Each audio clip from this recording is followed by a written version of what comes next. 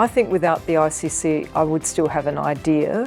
It's an okay idea, but I wouldn't have a business model that was actually scalable.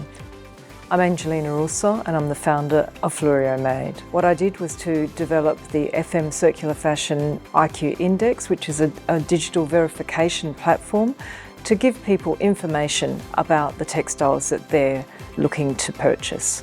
The mentorship and the workshops really gave me clarity. They really enabled me to be very specific about how I wanted to grow, where I wanted to put my energies, and also stopped me from putting money and time into things that were nice to have but weren't actually central to the development of the business itself.